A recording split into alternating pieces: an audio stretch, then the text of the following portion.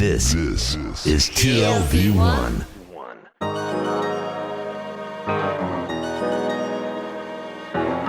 The Tel Aviv Review. Welcome, everyone. My name is Alex Walzer. I'm the Director of Public Programs at YIVO. As you all may know, YIVO is a library and archive that is dedicated to preserving and celebrating Jewish history and Jewish culture. Central to YIVO is those collections, our holdings, which are more than 22 million documents and over 400,000 books. And in addition to making this material available for researchers who come here every day, we do a variety of other programming to bring this culture and this history to life through public programs, education, classes, exhibitions. And we're always very excited when we can bring that history and that cultural context to today. And so we're very excited to be hosting the Tel Aviv Review podcast, recording an episode with Michael Walzer. So the Tel Aviv Review is a podcast that showcases the latest developments in the realm of academic and professional research and literature about the Middle East and global affairs. Discusses Israeli, Arab, and Palestinian society, the Jewish world, the Middle East and its conflicts, and the issues of global and public affairs with scholars, writers, and deep thinkers. The podcast is hosted by Gilad Halpern. Gilad is an Israeli journalist and broadcaster who's worked for many news organizations, including Haaretz and Ynet. And I'm going to turn it over to Gilad. Good evening, everybody, and thank you all for coming out tonight. Welcome to this special live recording of the Tel Aviv Review podcast, which is produced in conjunction with YIVO, the Institute for Jewish Research. My name, as has been mentioned, is Gilad Halpern, and I'm the co-host of the Tel Aviv Review, which is a program dedicated to books and ideas, mainly, but not exclusively, about Israel. I'm also the co-editor of the brand new Tel Aviv Review of Books. It's an English language magazine that I invite you all to check out at tarb.co.il. It is also my absolute pleasure to be speaking tonight to one of the greatest intellectuals of our generation. Michael Walzer is Professor Emeritus of Social Science at the Institute for Advanced Studies in Princeton.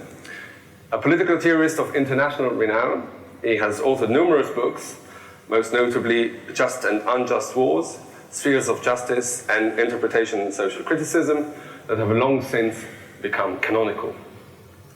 Tonight's discussion will be dedicated to his latest book, entitled A Foreign Policy for the Left. It has just been published by Yale University Press.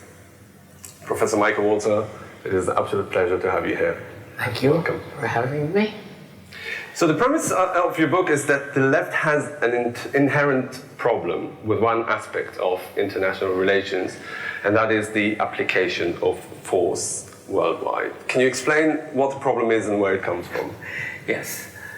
I should start by saying that the problem arises in a good way. We, on the left, oppose militarism. We oppose imperial conquests. We think that the decision to use force should always be a difficult decision, and one made only after looking for alternatives.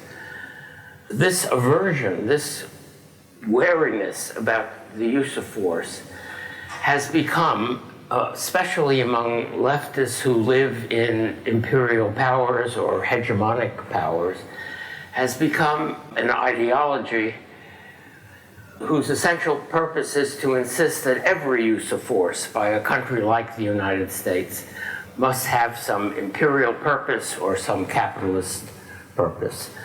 And so every use of force should be opposed. And that's not the doctrine of the whole left. If you think about the Kosovo intervention, this was a center-left war. Clinton was president in the United States, a very weak representative of the center-left. The Labour Party was in power in Britain, the Socialist Party in France, a coalition of Social Democrats and Greens in Germany, and the Democratic Party of the left in Italy, and that was the coalition that decided to intervene to stop an anticipated massacre in Kosovo, a successful intervention in my view. The German philosopher Jürgen Habermas called it illegal but morally necessary, and I think that got it exactly right. So that was a center-left war, but everyone farther to the left opposed it. But why does it matter?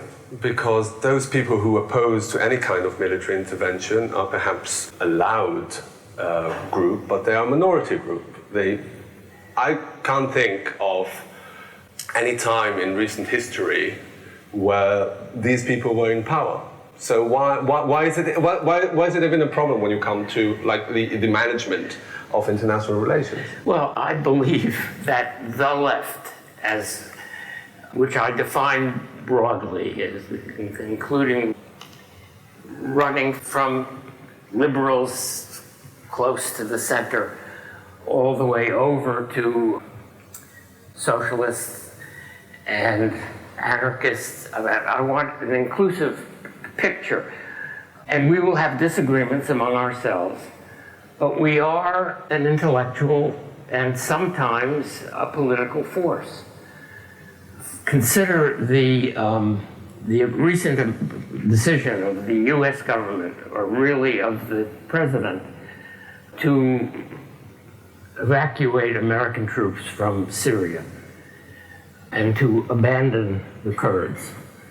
That decision should have been opposed by a unified or relatively unified left, but it certainly should have been opposed by social democrats, socialists, Labor Party people. And had there been that kind of opposition, it would have meant something. Instead, if you read Alternet or Portside, those websites that collect many, many articles written on the left, most leftists supported the disengagement from Syria because they believe that America should disengage. Wherever we're active in the world, we are acting badly. And my book is an effort to produce a kind of a politics of distinction. Let's say yes here and no there. Let's look at each case and let's remember that the United States, using force, was perhaps the major power in defeating Nazism and the major power in defeating Stalinist communism. So it seems obvious to me that there are uses of American power that we should be supporting. And the effort to help to create some kind of decent regime of autonomy for the Kurds in Syria and Iraq is a cause that the left should support. I think that it's not so much those who have this knee-jerk reaction against any kind of military intervention coming from the United States. But the problem is the very different shades of grey of where you draw the line. I think that your problem is more with people who disagree with you on when it is right or morally just or even, practical and a pragmatic decision that would bring an end to certain hostilities, that they just don't see eye to eye with you on the practicality or the morality of a certain intervention. Not pacifists per se who are opposed to any kind of military intervention. Right. What do you say to them? Well, there are disagreements of that sort, and they are serious disagreements, and we need to argue and make a case for going in or not going in. What I encounter again and again on the left is a simple belief. Look, it has parallels on the right, and the parallels are very interesting. There are people on the right, like our president, who believe that if America disengaged from the world, it would be good for America. And then there are people on the left who think if America disengaged from the world, it would be good for the world. Mm-hmm. And there is a kind of isolationism that both of these groups can support. And I think I want to say that American power, look, we grew up, my generation, we grew up opposing the war in Vietnam. And we were right to do that. But I believe that some years before that, the US was right to intervene in Korea. And I think some years after that, the first Iraq intervention to protect Kuwait was also a justified war, and the second one not. And I want to help to develop a left, an intellectual and a political left that can make distinctions of that kind. I want to pick up on that and take Vietnam as an example, because it was such a complex and protracted episode that it might be difficult to say whether it was the right decision or wrong decision and compare it to Korea and other instances, because it might have been the right decision at a certain time but the wrong decision at another time. And that brings a whole new aspect of intervention, which is that you know how it starts, but you never know how it ends. I mean, war, as it is a very unpredictable situation. And even if you come with the best intentions and with an intention to just, fix a certain situation and run away, sometimes life has other plans. Yes. So I think going back to what leftists say, I think their argument, the more skeptical aspects of the left, their argument holds water when they say, okay, it may be right to intervene at a certain point, but you have to think twice before you do, because you never know where it's going. Certainly. Think twice, think a dozen times. Vietnam is interesting because there were interesting disagreements on the left. I was associated in those years, and still am, with a magazine called Dissent, which some of you probably know about, which was founded by people who had left the Trotskyist sects and were aiming at a more general left, a kind of democratic socialist, but a left open to a wider public than any of the sectarian groups could possibly reach. But my comrades on Dissent, they knew the names of every independent leftist, of every Trotskyist that the Viet Cong had murdered. And they were not able to bring themselves to say that the US should pull out because of that. And so they looked for a third force. They hoped that somehow American generals or diplomats would be smart enough to create in Saigon a regime that could rally the people of South Vietnam against the communists. But the Americans were not smart enough to do that. And instead, we created a regime which was brutally repressive and could only survive repression, and was not able to mobilize the country against the communist insurgents. And because the communists won the battle for hearts and minds in these countryside, the American war became a war against the people of rural Vietnam, and it was an increasingly brutal war. And then at some point, you had to say no to that. You had to say no, even though I was very much involved in the anti-war movement. I ran around the country giving speeches against the war, but I couldn't associate myself with people marching with Viet Cong flags. I couldn't associate myself with people who spelled America with a K. That was not the kind of anti-war movement that I wanted. And it was a hard position.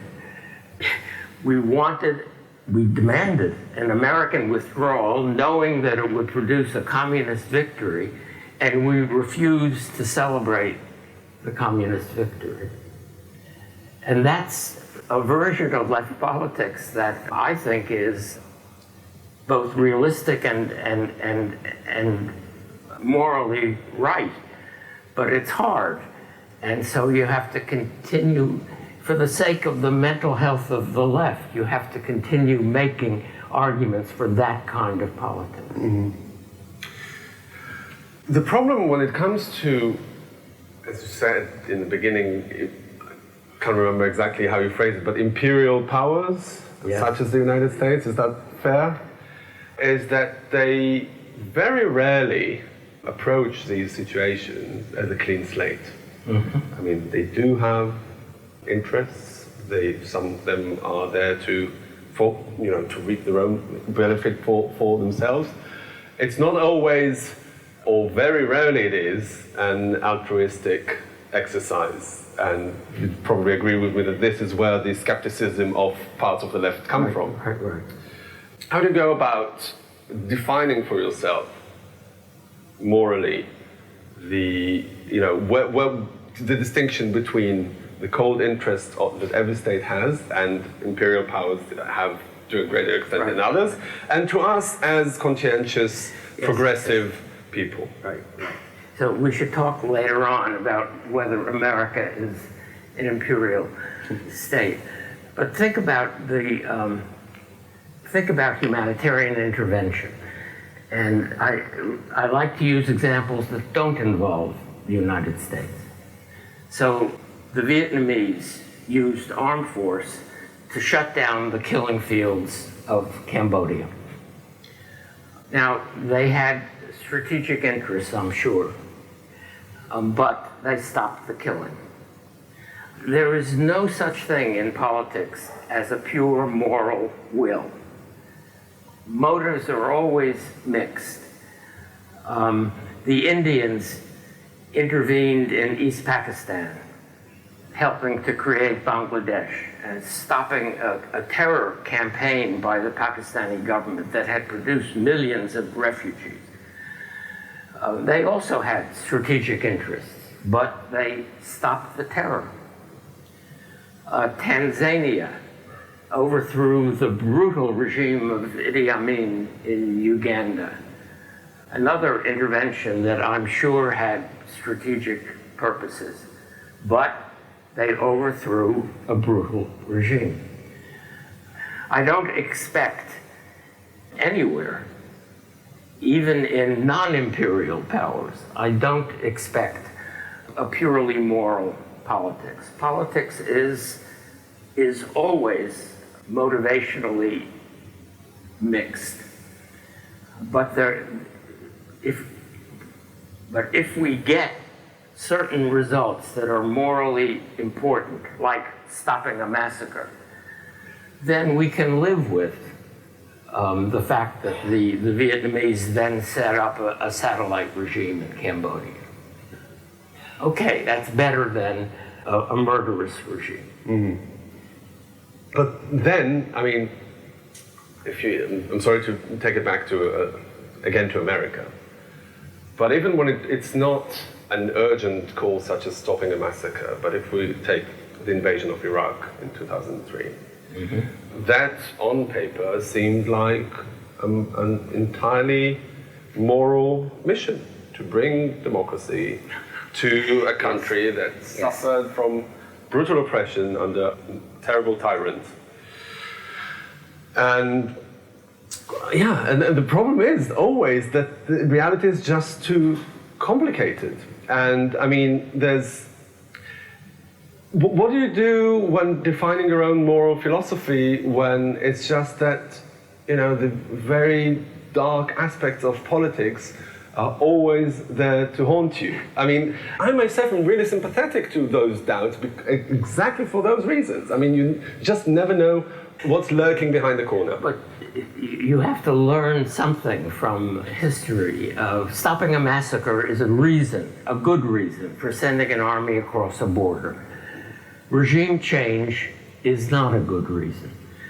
The model that we should have thought of immediately, the parallel, is the Red Army in 1919 marching on Poland to create a communist regime in Warsaw. The American Army, many years later, marching on Baghdad to create a democratic regime in Iraq. We can understand why the neocons, many of whom were ex-Trotskyists, would have supported the second, because they had the first still in their heads. But it's the Poles who have to establish communism in Poland, and it's the Iraqis who have to establish democracy in Iraq. And a foreign army is not the appropriate instrument of that kind of political transformation. So would you say that only the urgent call to stop a massacre that's already undergoing or is imminently about to undergo, only this is the moral obligation to intervene, or are there any other more? Well, self-defense is the classic, and self-defense can involve, as in 1967, preemptive self-defense. And defense of others is also, those are the self-defense and the defense of others. Self-defense when you are attacked, defense of others when they are being attacked. Those are, I think, the crucial justifications for the use of force. The problem with military intervention is that, as you say in the book, is that it's normally unilateral and is state-sponsored. And I think that in this respect, focusing on that from a leftist position could play into the hands of right-wing critics of the left, because it's the left's soft spot. The left what? The soft spot of the left. It's a blind spot.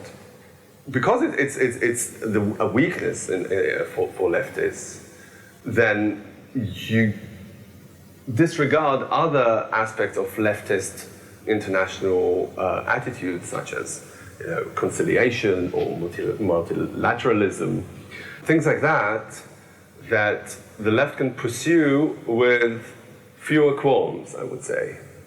It's a bit like if you were a right-wing commentator saying that the right has a problem, that the main problem of the right is with inequality, social inequality. And that's right. I mean, I think everybody accepts that.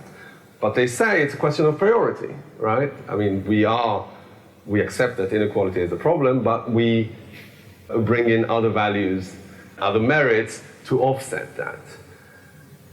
What do you say to that question of, okay, leave military intervention aside for a second, and as leftists, let's celebrate and let's construct and let's promote and bolster an international system that is based on conciliation, on multilateralism. Wouldn't that be a better way for the left? Yeah, it would be if it were possible.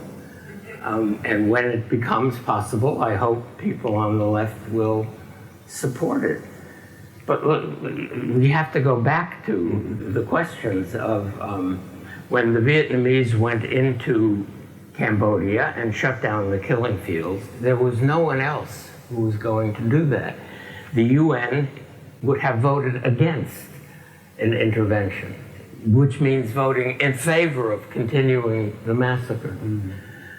If there were a UN with a force of its own, capable of intervening in a timely way in the right places, yes, we would certainly support that.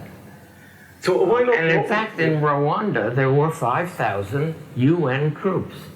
And the commander of those troops cabled to the Secretary General and said, with small reinforcements, we can stop the massacre. And the Security Council refused to authorize him to do that. And his troops stayed in the barracks while 800,000 people were murdered. So, yes, if there is a UN force capable of intervening, that would be better than a Belgian or a French or an American force. But unilateralism is right now an option that we have to live with because there isn't an alternative. But isn't that a defeatist approach for a leftist? I mean, our role as leftists is to think big and think how we can make our society better, more progressive. Why are you giving up on, I don't know, reforming the UN, for example, or setting up another multilateral organization, or maybe expanding the mandate of NATO, for example, to cater to those needs? Yeah, I think that in cases where it's possible to put together a coalition, as in Kosovo. Kosovo was essentially a NATO intervention. And Kosovo today is a NATO protectorate, essentially. And yes, I think that's better than an American intervention, although I'm afraid NATO wouldn't have acted if America hadn't decided to support an intervention. Yes, as an internationalist, I support. What does it mean to be a left internationalist?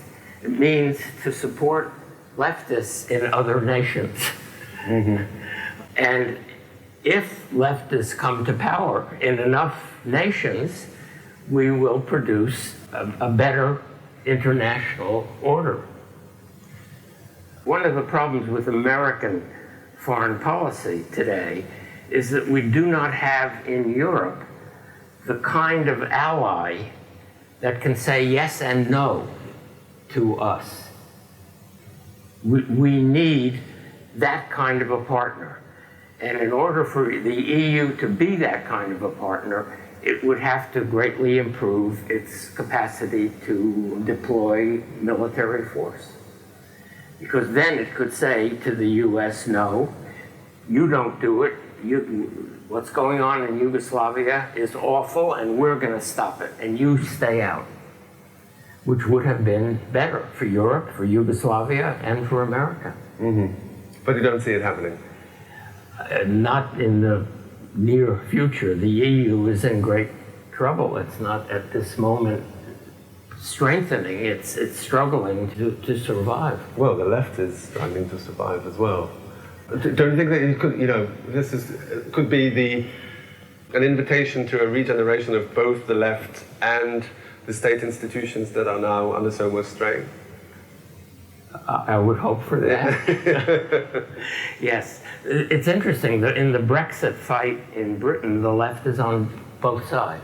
There are leftists who think that the EU is hopelessly controlled by German bankers, and there's no chance of changing that, so you should get out.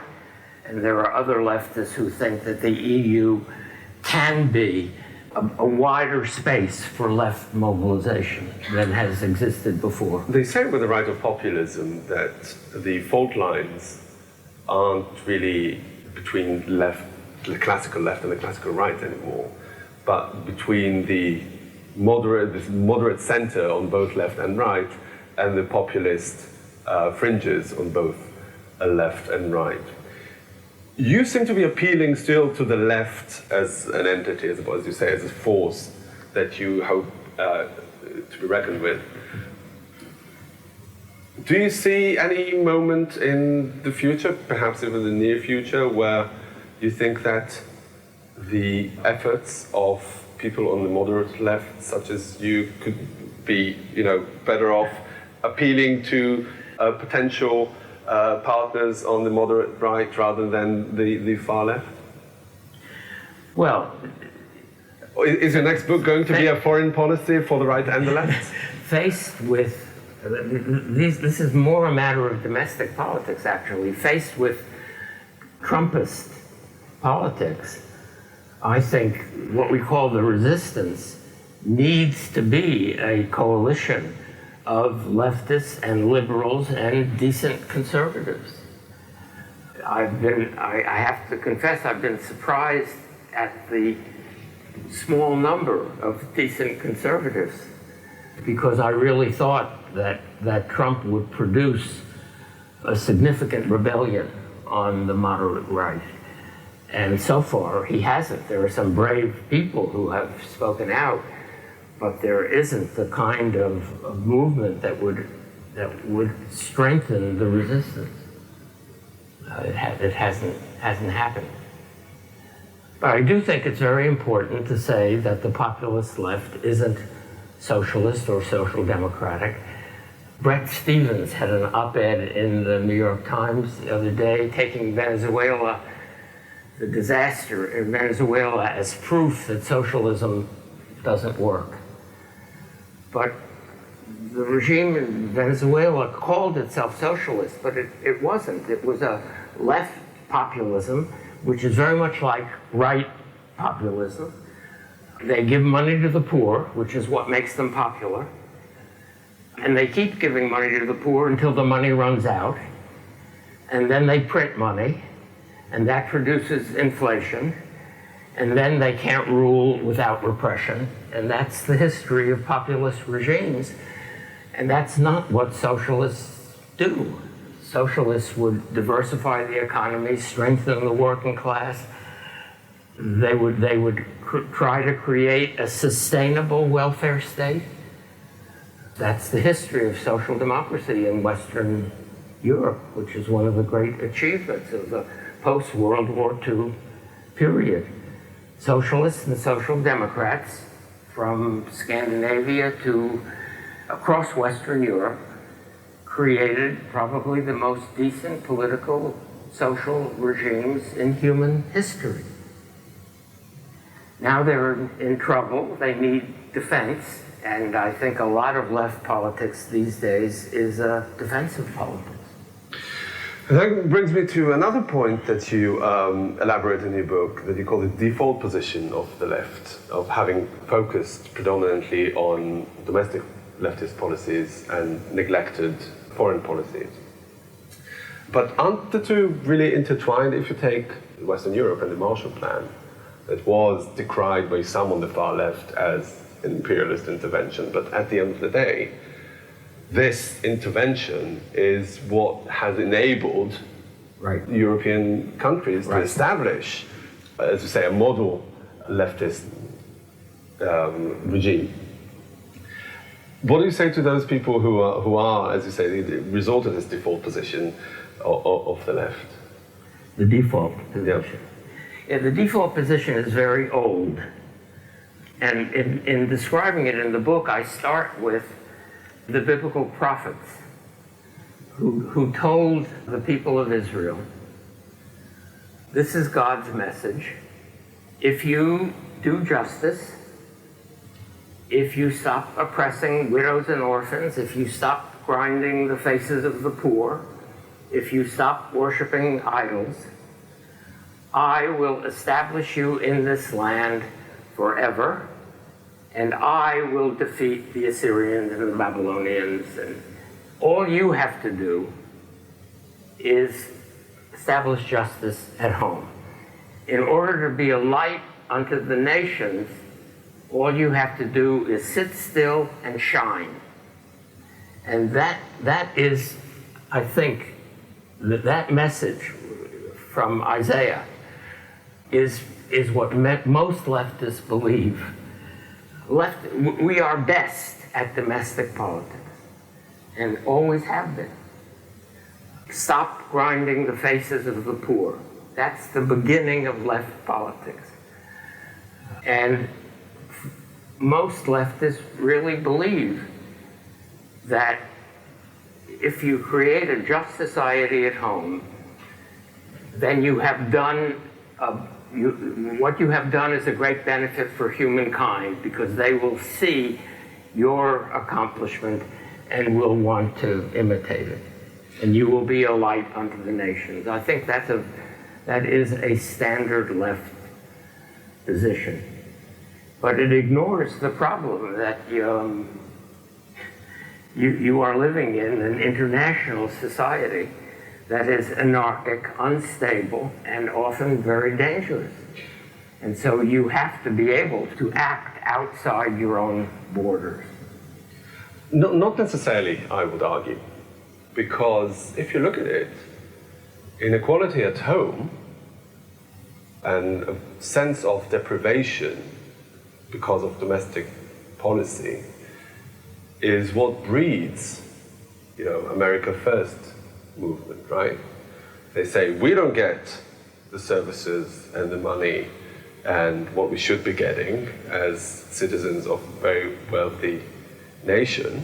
Even if they don't say it, explicitly, this is really the mechanism behind it. Think about us before you think about other people elsewhere. So there is some mileage in that default position to say that the way to ensure a strong international presence for wealthy nations such as America is to ensure that there is popular support for it at home. And the way to do it is to cater to the needs of the people. And that's one of the issues now in the debate over globalization. It is true. You have to address the needs of your own fellow citizens. And there is a sense in which they come first. But we live in an interconnected world. The existence of strong trade unions, for example, in Mexico or in China, would be a great benefit for the American economy, as well as for the people of Mexico and China. So we have interests abroad. We also have interests in a stable world order, in a less dangerous world, especially in an age when weapons of mass destruction. We need an international system, and we need to be working to produce a stable international system. So isolationism isn't a sensible policy, even if it were a moral policy, even if we had no obligations abroad. But given our trade policies, given our interventions in Central America, we do have obligations abroad.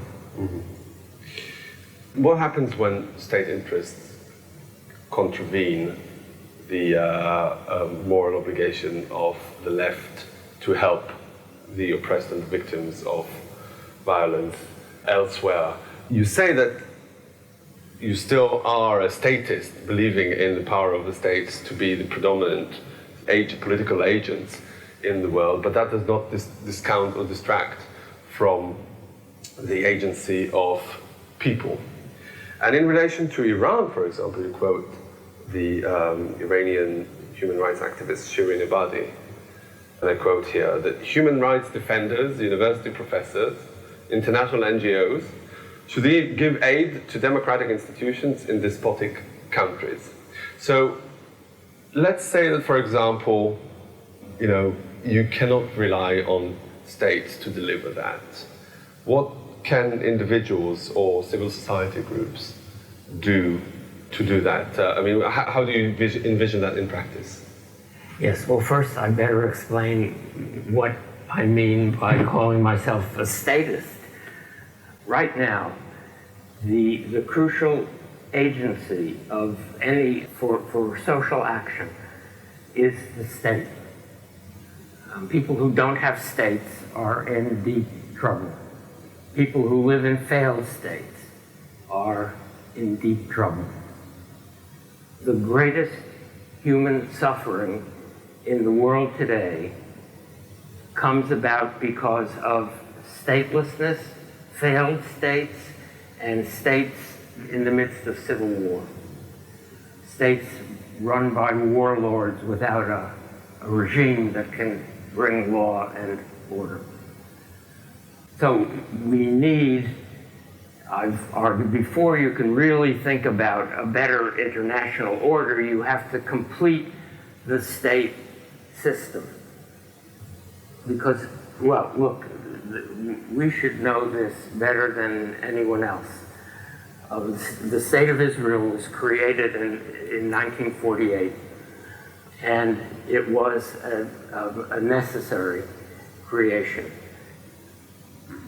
We know the history of vulnerability and suffering that underlies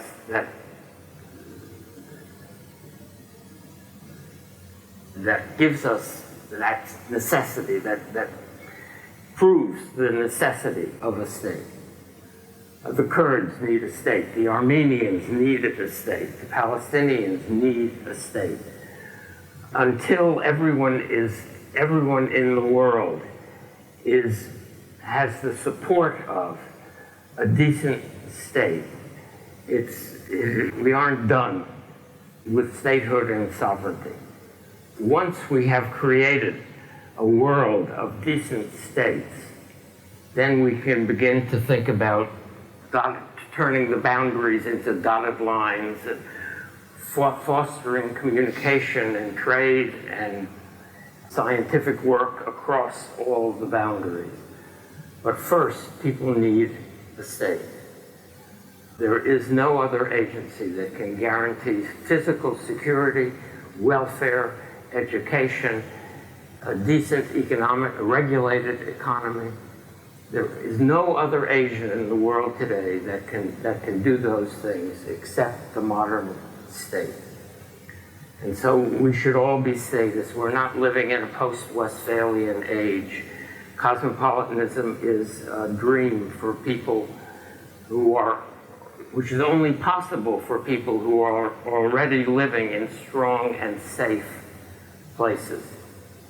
Most of the world. What happens, sorry to interrupt, what happens when the threat comes from non-state actors, such as terrorist groups? Yes. And then, I mean, we and you as a great believer in the state, wants to send regular armies to fight those threats, those terrorist groups. But the regular armies are quite often, and we've seen it many, many times, are ill-equipped to address that threat. So, I mean, I completely understand the benefit of adhering to a state system, but it often doesn't do enough to undo the threat. Well, some of the threats come from groups trying to establish states. That was the Irish Revolutionary Army, the FLN in Algeria, the Kurds, whom the Turks call terrorists, PLO. I have no sympathy with leftists who make apologies for terrorism. I think it's very, very important to condemn the politics of terrorism because it's an authoritarian politics. The great line about terrorism comes from Trotsky, who said, terrorists want to make the people happy without the participation of the people. And that gets it exactly right. Terrorism is an elitist activity. It requires stamina, zealotry, self-sacrifice, but if the terrorists win, they will create an authoritarian regime because they are an elitist movement claiming to act in the name of the people, but without mobilizing the people to act on their own behalf. That's what terrorism is, and that's why it's a politics that we have to oppose, even if we support the national liberation of Algerians or Palestinians or whoever, or Kurds. But you see no possibility for terrorists to reform and become decent state actors? I mean, I can think of a few examples, the IRA, yes, or even Menachem Begin. Menachem Begin, yes. They have to first be defeated. Right. Yes, but you raise the issue of asymmetric warfare when we have a high-tech army like the American Army or the IDF fighting against a low-tech insurgency like the Viet Cong or the Taliban or Hamas. And so far in modern history, the high-tech army doesn't win. That is a major problem because in some of these wars, the high-tech army was the right, should have won, was the right, was fighting on the right, for the right cause. And that forces us to think about asymmetric warfare as a politics as well as a military activity. I would say even a bigger problem is the fact that terrorism makes the boundaries disappear between warfare and civilian life. I mean, the militants are so embedded among the civilians that it really makes the whole notion of military intervention, puts it in a completely different light. Well, not completely different. The issue is still how do you fight in ways that minimize the civilian casualties? How do you fight in ways that minimize the risks that you are imposing on civilians? And this is an argument in the U.S. Army and in the IDF. And the crucial question for this kind of warfare, the crucial moral question, is what risks do we ask our soldiers to accept in order to reduce the risks they impose on enemy civilians who are being used as cover by enemy soldiers or militants. And that's a very, very hard question, and it comes up in internal debates in the armies. The crucial armies that are fighting these kinds of wars are the U.S. Army and the Israeli Army, and these armies are debating this question. Let me give you an example from the American war in Afghanistan, which I was told, I was given this example by a colonel just back from Afghanistan at the Army War College in Pennsylvania. And this was right after General McChrystal had announced the new rules of engagement for American soldiers in Afghanistan. So imagine this happened often.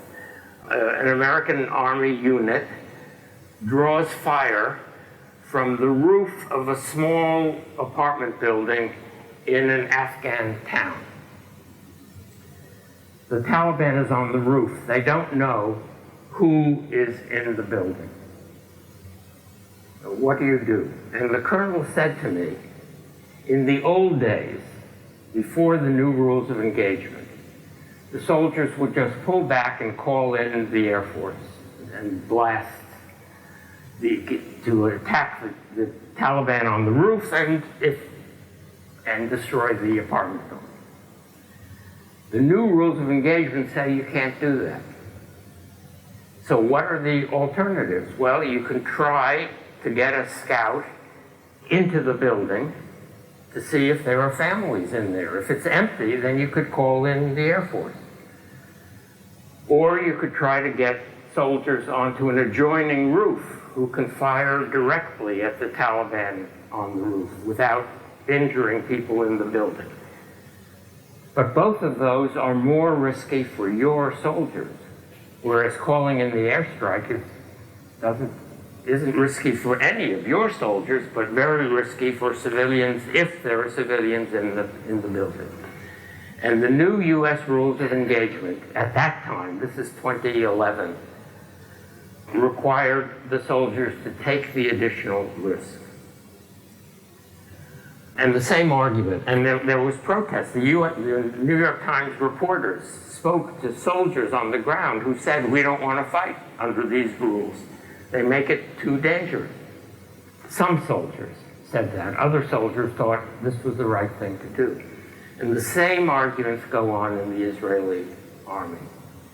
And that question, it's not an easy question because the soldiers are our kids.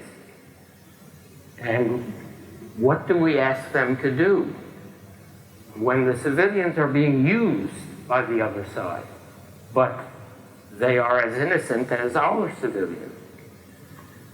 So that's the question. And I want to stay in Israel for a second and maybe zoom out a bit to the macro level. When it comes to Israel's attitude towards Gaza, there's, in the last decade there have been 3 rounds of violence, and there's probably going to be another one soon because the situation hasn't been resolved or fundamentally changed. It is not necessarily on the topic of today because it is more about self-defense rather than military intervention.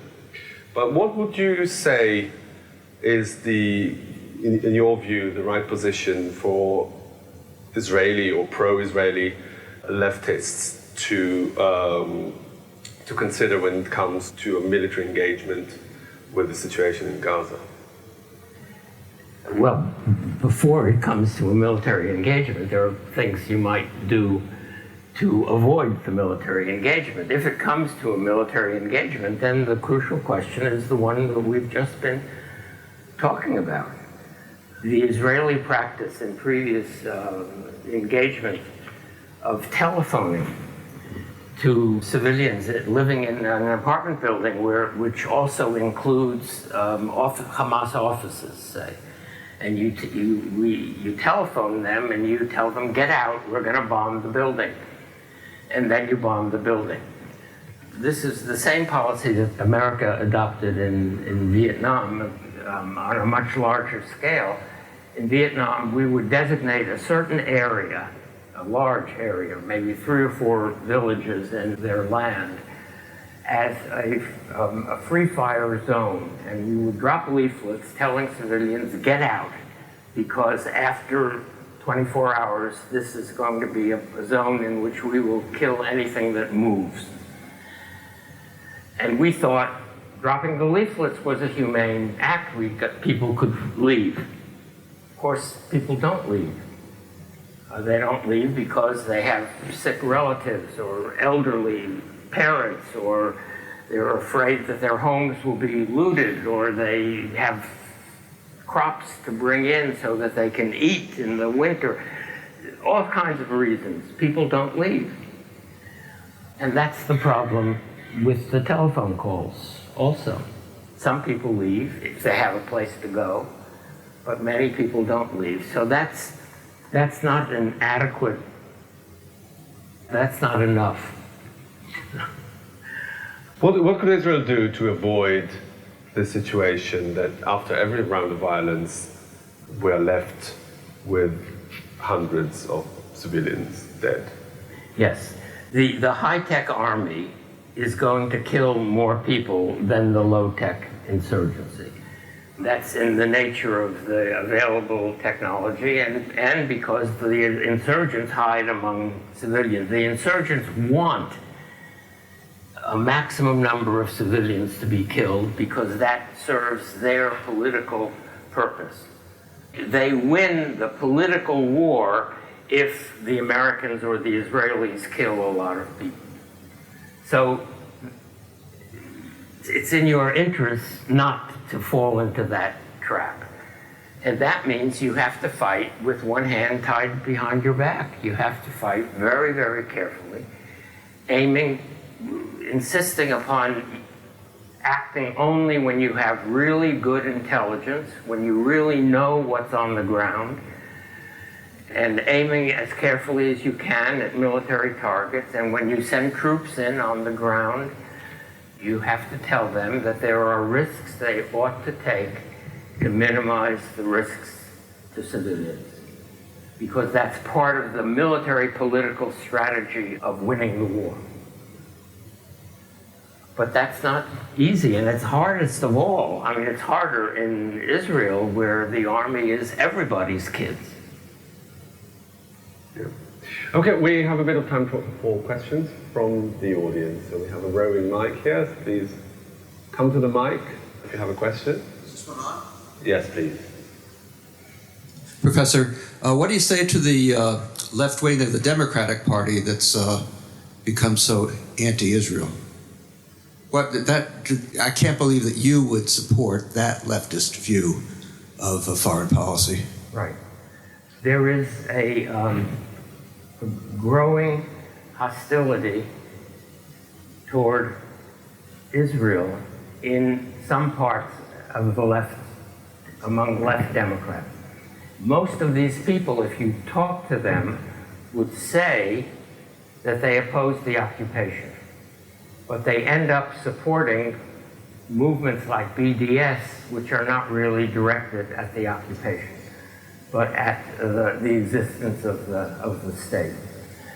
And it's very important to call them on that. I'm a member of a group of left academics around the country who oppose BDS on every campus where we have people and in all the professional organizations. And we've lost some fights, but we've won some very big fights.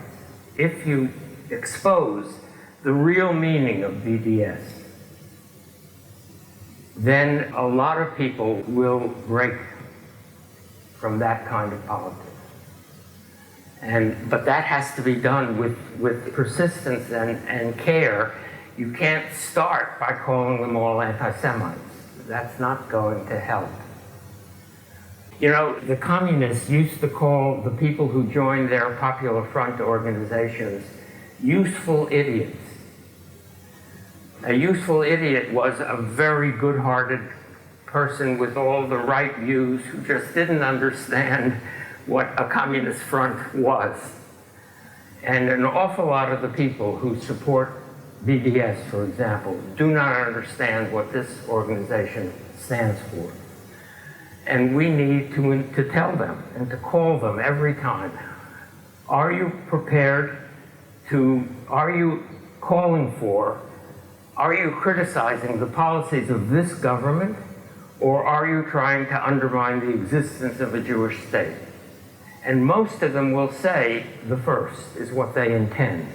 And then you have to explain to them that that's not what they're doing when they say the things they say. And that's going to be a battle.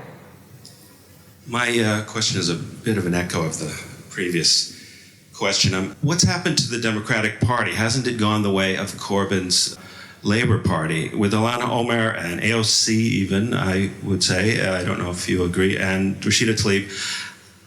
It's a struggle, wouldn't you agree, for even a progressive liberal Zionist to stick with the Democrats if he or she cares about Israel? Let me put it this way. Has or has not the Democratic Party gone the way of Britain's Labour Party? And what do you think of Labour Party members who are sympathetic to Israel, by the way, who stick with the Labour Party still today? Right. I'm told by friends in the British Labour Party that the shadow foreign minister is in fact strongly in favor of two states and does not share the politics of her prime minister, of her shadow prime minister. The Labour Party is divided, and because its overwhelming focus is on domestic politics. In fact, in the last election, they had nothing to say about foreign policy. They just ignored those. They ran purely on a domestic platform. So what the party as a whole would be like on foreign policy, we don't know. Corbyn was in favor of pulling Britain out of NATO. The Labour Party would not support a policy like that. And I suspect it would not support a policy that abandoned Israel. I don't think it would. But I agree, Corbyn and his friends are very dangerous and need to be not only criticized, castigated. There needs to be a strong resistance to that part of the Labour Party. And the same thing in the Democratic Party. I don't think the leadership of the Democratic Party is still very strongly pro-Israel. Whether the party moves in the direction of this very small number of new congresswomen, whether it moves in that direction is, I think, unlikely. I wanted to get back to the more general level you addressed before about the question of the necessity of the state. And I agree that it's necessary to have a state so that you can have a stable structure within which people can live. My question is, in a practical way, I find two problems with that. How do you get a state that really stays liberal? Because you have one thing is the psychological issue that when people get into power, even though they have the best of motives, they tend to want to stay in power rather than, do it the iron law of the oligarchy in the shells. And then the other issue is the power of money. And it's not just capitalism, but the power of international business, whether it's China or the West, that there's such great power among people whose major interest is to increase their bottom line without concern for national boundaries at all. How do you deal with those things? Yes, there are a lot of corrupt states. There are a lot of authoritarian states. There are a lot of states which are effectively run by coalitions of internal capitalists and external multinational corporations. There are many that are not. There are some examples of decent states.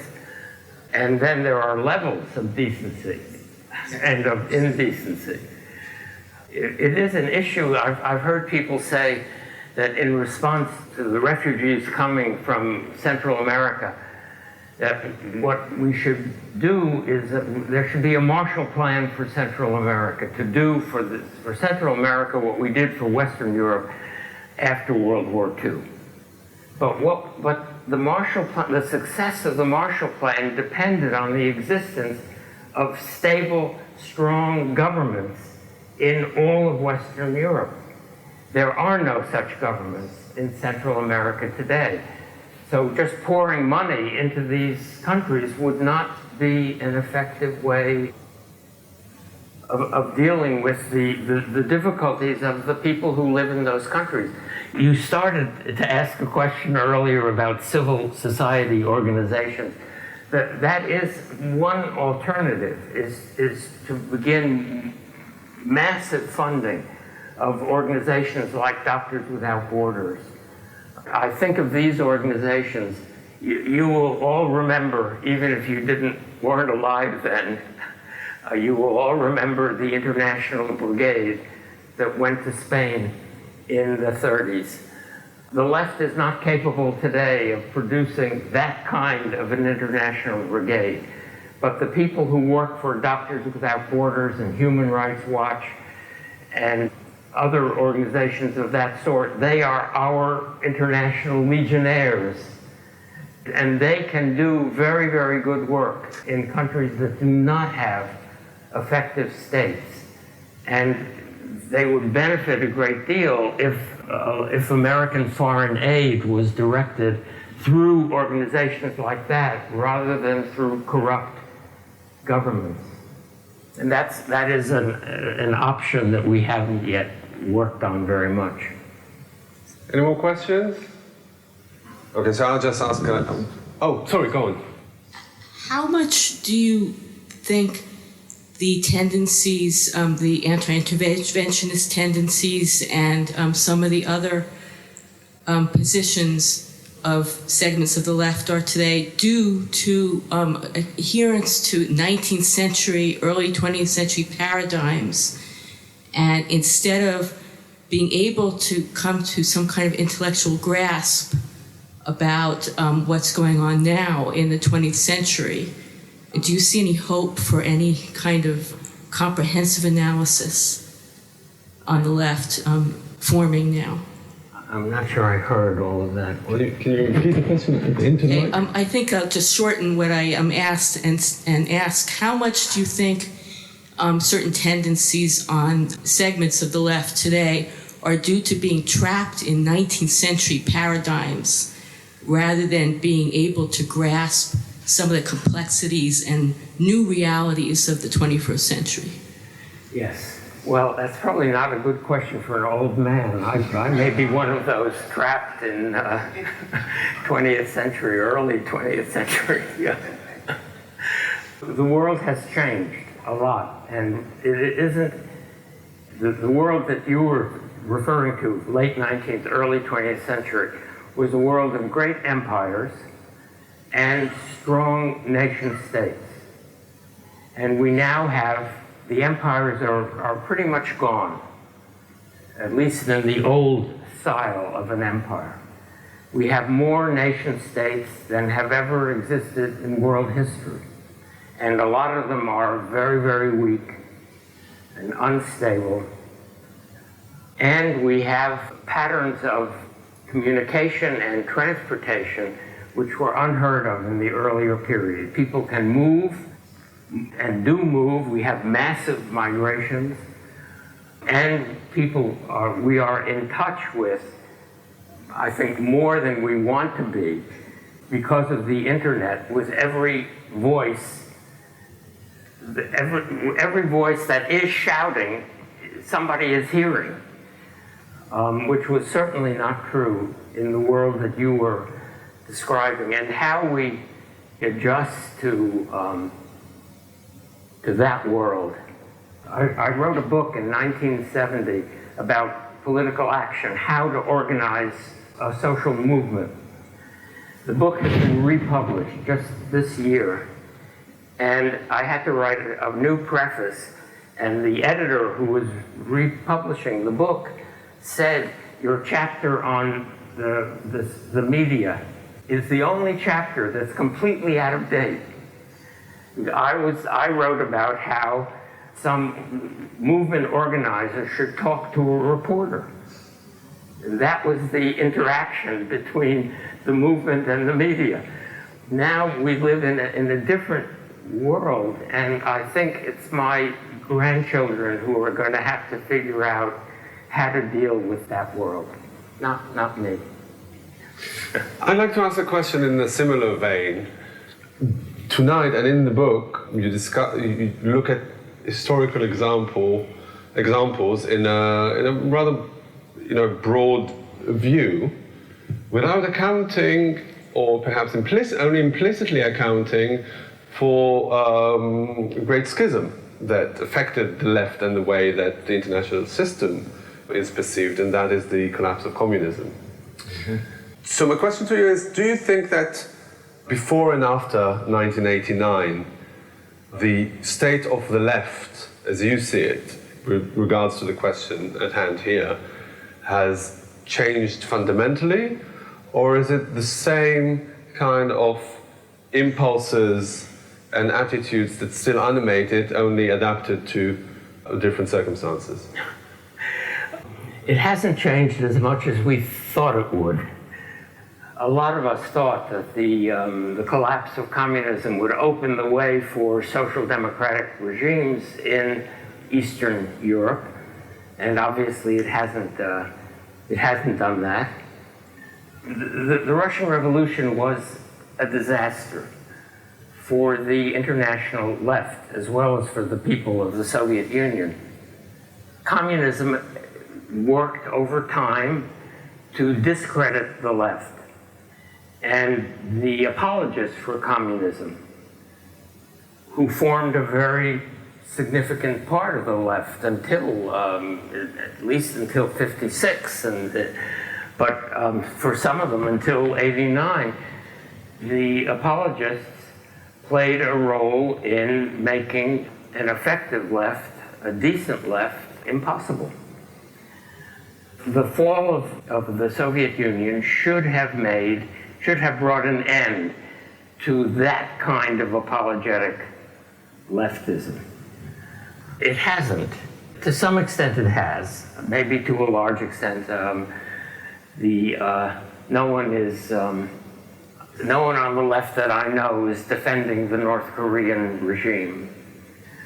But the phenomenon of looking toward benevolently and then defending or apologizing for authoritarian regimes, if they call themselves leftists, like Chavez in Venezuela, that didn't end with 89. The romance with authoritarianism, the argument that the entrenched power of capitalism, the entrenched power of the social hierarchy can only be overthrown by a dictatorial regime. This argument continues to be an argument that has adherents on the left. And it will regularly produce disillusionment, as with Venezuela today. It is promoted, to my mind, mainly by the older generation. Or correct me if I'm wrong, I don't see too many young people celebrating these old regimes. I think it's older socialists that just refused to fended off the disillusionment that many others of the circles have undergone. I'd like to ask you this also. I mean, do you see among the generation of young leftists a different kind of leftism to those of your generation? I think it's slightly connected to my previous question, because 1989 or communism was the defining power that defined much of the politics in your formative years, and it is not what it is now. Do you see a different kind of leftism among young people today compared to your generation? The Bernie kids, yes, they seem, if you just focus on domestic politics, the young people around Bernie, the young people supporting Elizabeth Warren, say, they are good social democrats. That's their politics. Bernie Sanders ran for president of the United States, which is the world's hegemonic power, without saying a single word about foreign policy. And probably that was a good thing. I don't know what he would have said about foreign policy. But on domestic policy, he is a Swedish social democrat. That's his politics. And that's an admirable politics in America today. And to see young people enthusiastic about that kind of politics, young people for whom universal health care is a passion, that's wonderful. We have to endorse their work. We may get into arguments with them about foreign policy. I suspect I will. But on domestic policy, they are a force for making America better. And we need them. Right. Professor Michael Walzer, thank you very much for this.